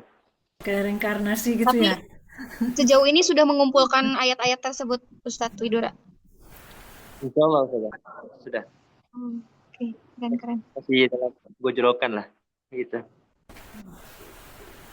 Tadi Baru juga Ustazah mau Sako juga ya tentang apa yang apa tematik atau moduli ini kan bukan hanya tentang keislaman aja seperti misalnya ayat-ayat sodako atau ayat-ayat riba, ayat-ayat sholat dan lain sebagainya. Sebenarnya Ustazah Sifa bisa untuk semuanya termasuk Profesor Kiai Haji Aziz Sahab, beliau salah satu dosen saya juga di S1 di UIN beberapa tahun lalu. Beliau juga dalam satu karyanya salah satu tafsir maudi'nya itu mengumpulkan tentang ayat-ayat pendidikan yang beliau rujuk adalah surah Al-Alaq dan juga Az-Zumar. Kemudian ada juga nih Ustazah Syifa, bukan hanya tentang keislaman, seperti ini campuran dengan keislaman juga sih, yaitu tentang zakat dalam perekonomian modern. Tuh kan? Karena kan sekarang banyak jual beli melalui apa medsos gitu kan, Shopee, TikTok dan lain sebagainya. Nah, ini juga dibahas oleh Dr. Didin Hafidudin ya dalam kajian tafsir tematiknya yaitu surah At-Taubah ayat 103 dan juga ayat-ayat yang lainnya yang dikorelasikan dengan tema ini. Seperti itu mungkin yang bisa saya tambahkan khusus sifat. Mungkin teman-teman yang lain. Mohon maaf ya dokter, saya lagi kurang sehat sebenarnya. Jadi ada batuk. Untuk Ustadz Muhammad Rizky Utama belum ada suaranya, mungkin mau menambahkan. Ustadz Muhammad Zia. Atau kami kembalikan kepada moderator Ustazah Yayat, silahkan. Baik, terima kasih Ustazah Muana dan Ustazah Yusi yang sudah memaparkan tentang materi yang saat ini tentang metodologi tafsir tematik. Mudah-mudahan bermanfaat untuk semuanya. Sepertinya teman-teman udah pada paham semua ya. Jadi nggak banyak bertanya. Alhamdulillah. Mudah-mudahan ada manfaatnya, terutama untuk penulisan kita dalam rangka tugas-tugas kita menyelesaikan S2 ini dilancarkan sama Allah Subhanahu wa taala. Terus kita semua juga selain dimudahkan juga ide-idenya dibanyakin gitu ya biar kita tuh nggak buntu. Terus ya banyaklah doa-doa supaya kita benar-benar diluluskan bareng ya. Nah, itu aja mungkin. Sepertinya Pak Dokter kita sudahi ya.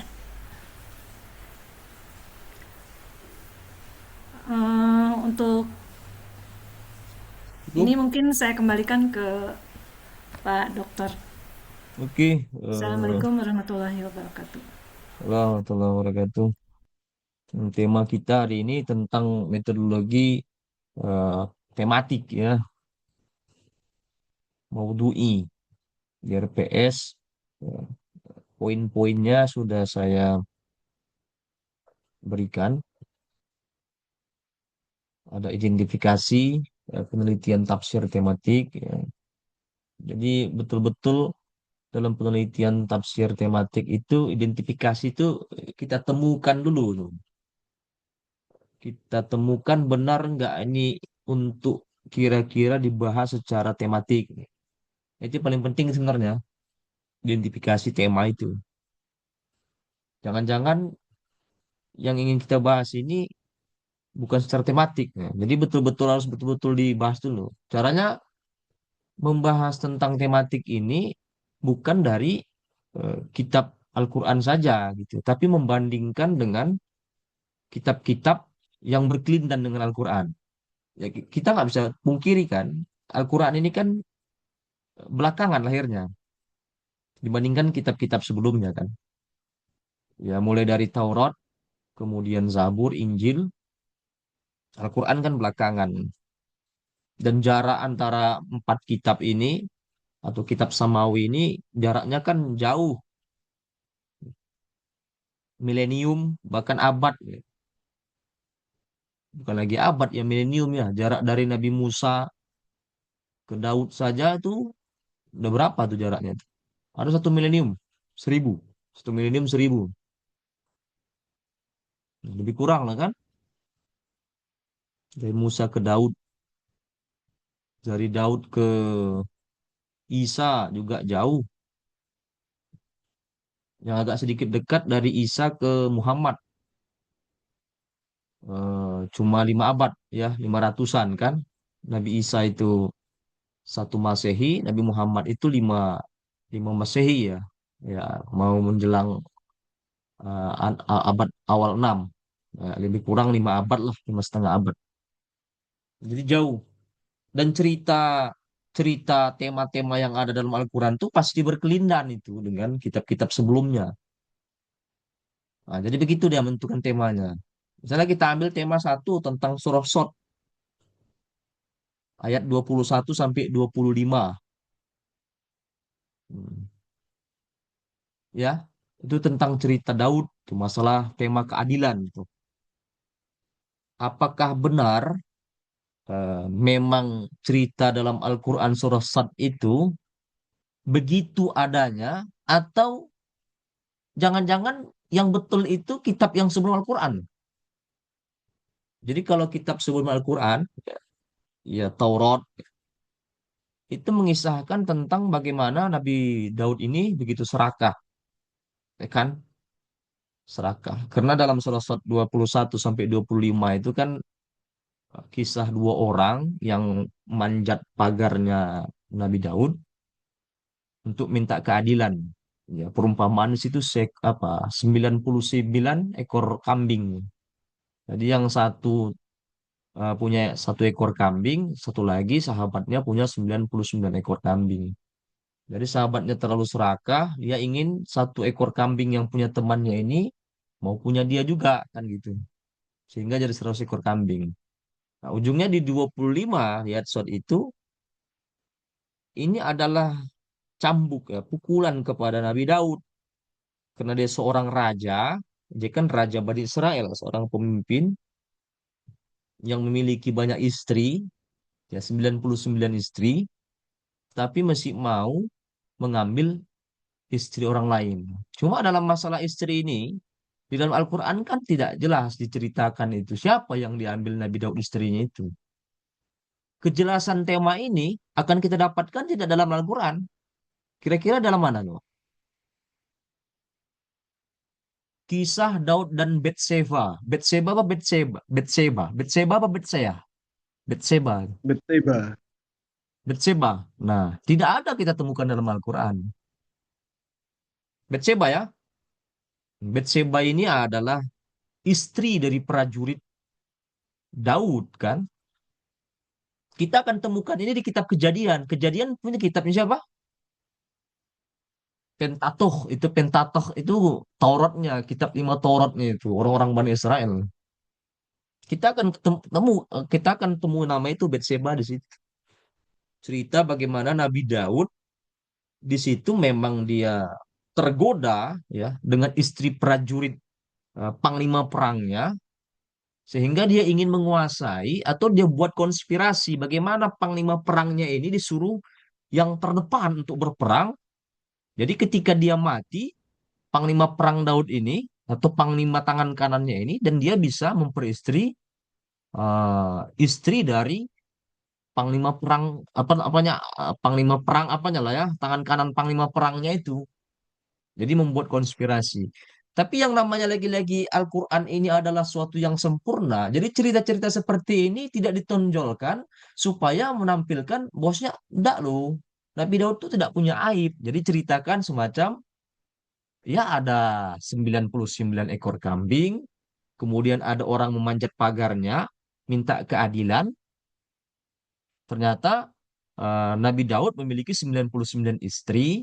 Nah, kemudian diperumpamakan dengan 99 ekor kambing ini.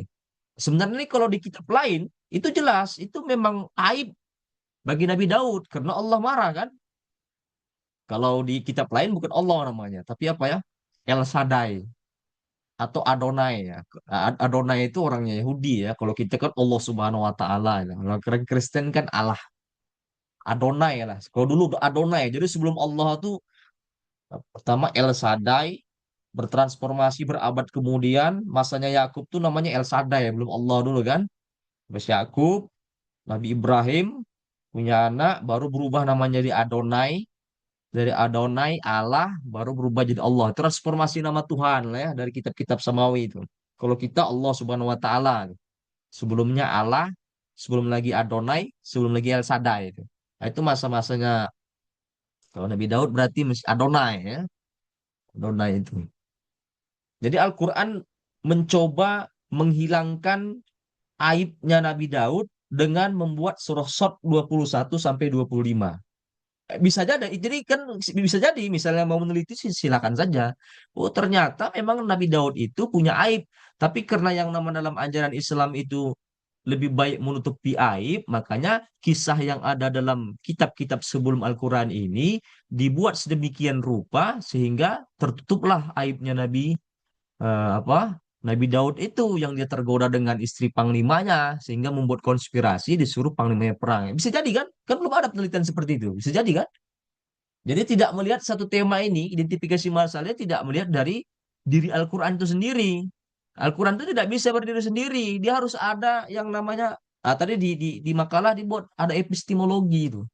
Jangan-jangan pemakalah tak tahu epistemologi itu. Yusi apa epistemologi? Anda kan buat makalah tadi ada epistemologi kan? Iya dokter. Nah, apa epistemologi itu? Yang Abdul Said itu. Apa yang namanya epistemologi itu? Ini Ustaz, apa namanya, pemahaman mengenai gimana sebetulnya. Ya, intinya ke identifikasi itu ya, dokter, tentang bagaimana gitu. Mungkin bisa yang mencakup itu sejarahnya, kemudian apa namanya, langkah-langkahnya dan lain sebagainya, seperti itu. Itu yang Anda pahami. Yayat, coba Yayat apa epistemologi yang dipahami? Epistemologi itu apa? Epistemologi dalam suatu tafsir.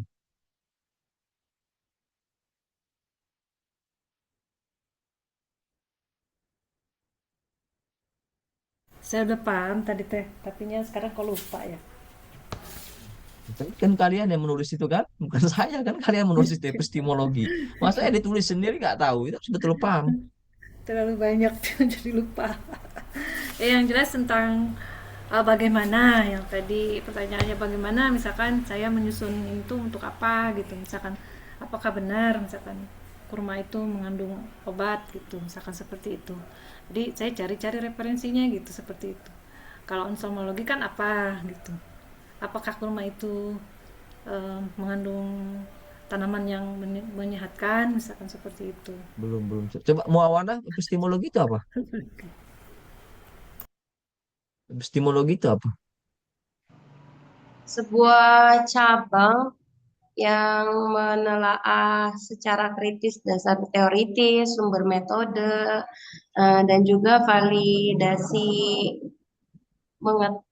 pengetahuan dalam menafsirkan Al-Quran. Itu Ustaz. Nah, sama kayak Yusi itu. Jadi begitu. Jadi sumber cerita itu harus sampai ke akar-akarnya.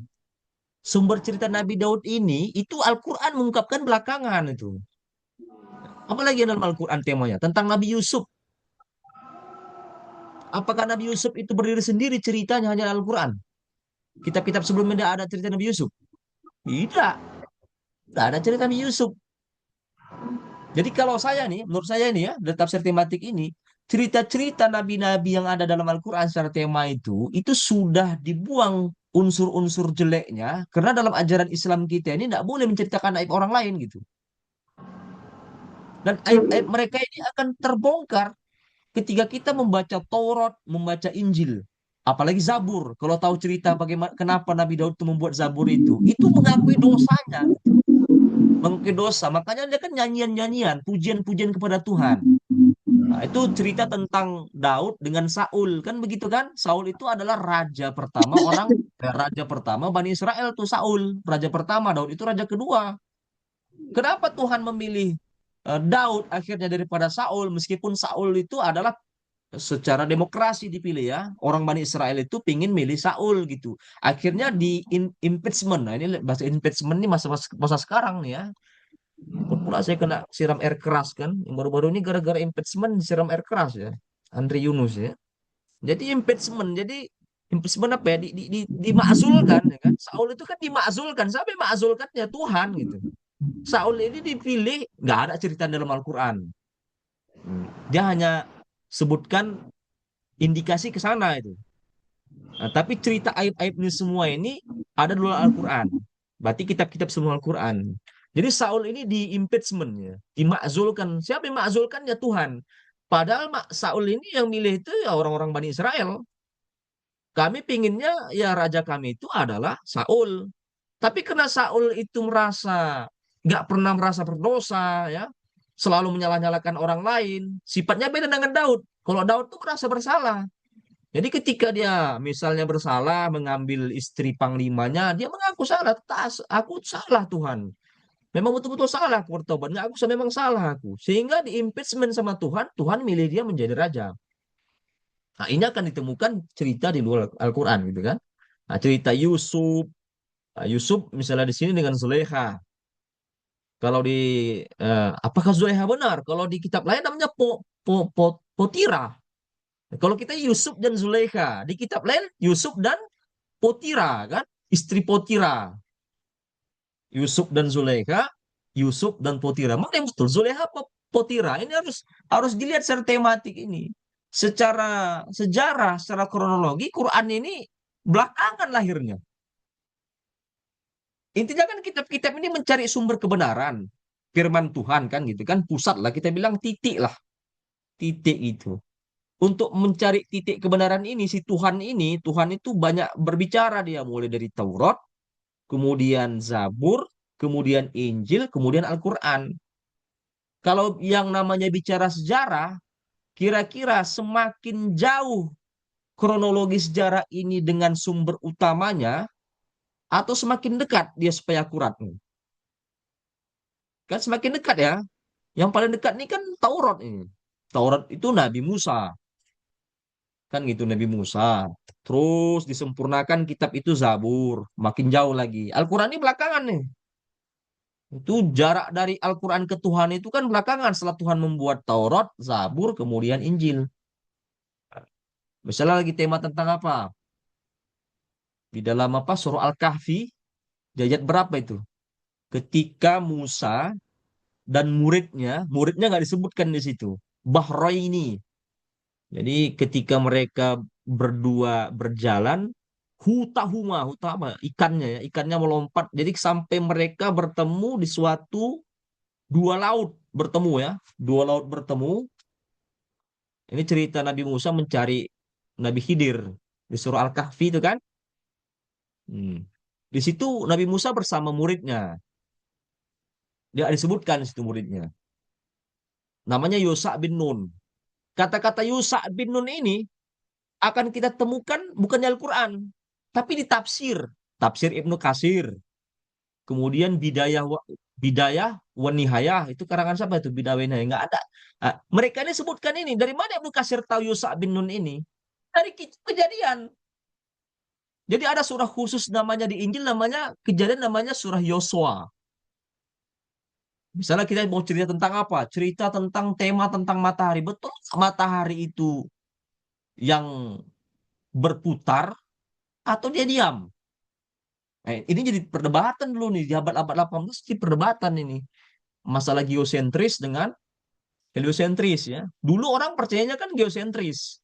Pusat sumber kebenaran itu adalah bumi. Ya, masa-masa apa ya, enlightenment, Afklarung, ketika Eropa lagi lahir kembali, semangat untuk menuntut ilmu pengetahuan, Islam lagi keadaan jaya, kemudian sudah terpuruk, Eropa bangkit. Pembahasannya kan masalah geosentris dengan heliosentris. Tokonya geosentris di situ Galileo. Ya, mungkin kita semua tahu Galileo ya. Galileo itu mengusung tema heliosentris.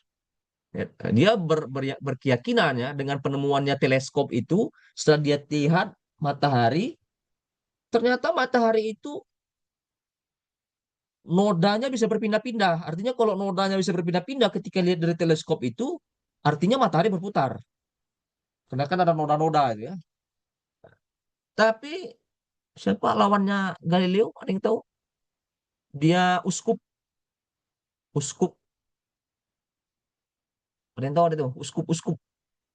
Kalau di googling aja itu perdebatan Galileo dan uskup. Uskup siapa coba? Sebutkan lu namanya. Saya pun lupa aja nih. Silakan lihat lah ya. Nah, dia berkeyakinan uskup ini santo apa? Santo ini bahwasanya tidak harus geosentris tuh. Dasar dia apa? Injil. Dasar dia Injil. Kenapa dasar dia Injil? Di surat Yosua. Jadi Yosua itu ketika dia berperang dengan Raja Amori, dia minta kepada Tuhan. Dan ini ada Ibnu Katsir itu tulis itu. Dia minta kepada Tuhan, Tuhan, coba ditahan dulu matahari itu, berhentikan dulu matahari itu supaya nggak malam. Jadi cerita ini kan perang ini. Ketika perang, kalau seandainya sudah keburu malam, maka musuh-musuh orang Bani Israel, ini ketika Musa Harun sudah wafat, Nabi itu adalah muridnya Musa. Murid Musa tadi itu yang dalam Al-Kahfi itu Yusha bin Nun. Cuma disebutkan nama Yusha bin Nun. Inilah pengganti ya, apa transfer kenabian. Masa fitrah ini Yusha bin Nun inilah menggantikan posisi Musa dan Harun kan, yang memimpin perang Bani Israel dengan Raja Amor ya. Raja Amor, ya raja-raja di situlah. Nah, dia minta supaya matahari itu dihentikan supaya nggak malam, dan dikabulkan doanya. Jadi semacam lebih panjang lah siangnya. Kenapa? Karena kalau sudah datang malam, bisa jadi musuh-musuh kabur karena sudah mau kalah, mereka membuat strategi baru lagi sehingga mengalahkan orang Bani Israel kan gitu kan. Nah, ini menjadi geosentris. Ini keyakinan Santo tadi itu. Santo yang lawannya Galileo ya. Tidak. Matahari itu dia berhenti dia. Apa namanya? Dengan keyakinan kejadian Yosua ini. Dia yakin itu matahari itu mengelilingi bumi. Dia mengelilingi bumi. Kenapa? Karena kan matahari Yosua itu kan minta matahari berhenti. Berarti artinya apa? Kalau matahari berhenti, sebelum berhenti berarti dia berputar, bergerak dia. Nah, ini keyakinan Santu tadi itu bahwasanya bumi itulah pusat segala sesuatunya. Matahari itu mengelilingi bumi. Sementara Galileo tidak, bukan terbalik itu. Ini kan perdebatan yang sampai akhirnya Galileo masuk penjara. Nah, kalau mau tematik seperti itu. Nah, sampai sekarang kan perdebatan juga apakah betul matahari itu berputar? Nah, sebagian bilang iya betul berputar pada porosnya gitu. Saya rasa itu ya 1523 ya sudah habis kita nih. Ya silakanlah di closing statement. Jadi betul identifikasi tema itu betul-betul ya. Tidak bisa berdiri Al-Qur'an tidak bisa berdiri sendiri. Harus dilihat kitab-kitab sebelumnya cerita tentang itu. Itu maksud saya tematik itu begitu dia. Jadi nggak mudah tematik itu, bukan hanya Al-Qur'an saja, tapi melihat tema-tema sebelumnya. Itu maksud tematik itu. Identifikasi itu begitu dia. Ya silakan di closing statement.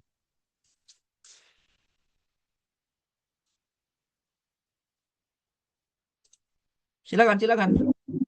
Terima kasih kepada dokter yang telah memberikan banyak ilmu kepada kita semua. Mudah-mudahan tafsir tematik atau maudu'i ini bisa memudahkan kita dalam penelitian di tugas-tugas yang akan datang. Dan terima kasih juga untuk semua teman-teman yang hari ini telah membersamai presentasi kita. Mudah-mudahan ilmu yang kita bahas pada siang hari ini menjadi ilmu yang bermanfaat. Dari kami bertiga, kurang lebihnya mohon maaf. Khairul kalam. Assalamualaikum warahmatullahi wabarakatuh. Waalaikumsalam Waalaikumsalam. warahmatullahi wabarakatuh. Oke, kita ketemu lagi di silakan dulu di-foto dulu. Silakan di-share di grup sebagai yang dari kalian harus ada di grup. Yang dari saya di YouTube. Foto Ustadz Ibad. 1. Siapa yang foto? Siapa yang foto? Udah? Udah Ustadz Ibad udah difoto. Belum ada masuk, belum Udah, ada udah, masuk. Ustazah. Udah, aman. Sudah. Belum ada masuk tuh di grup tuh. Belum saya Coba di-share kirim, di grup dokter. tuh. Siap.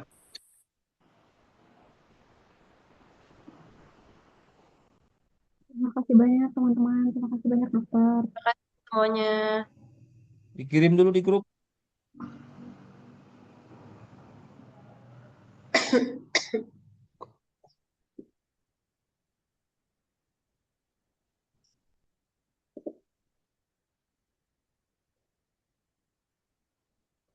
Sudah. Terima kasih. Ketemu lagi kita di hari Rabu akan datang. Assalamualaikum warahmatullahi wabarakatuh.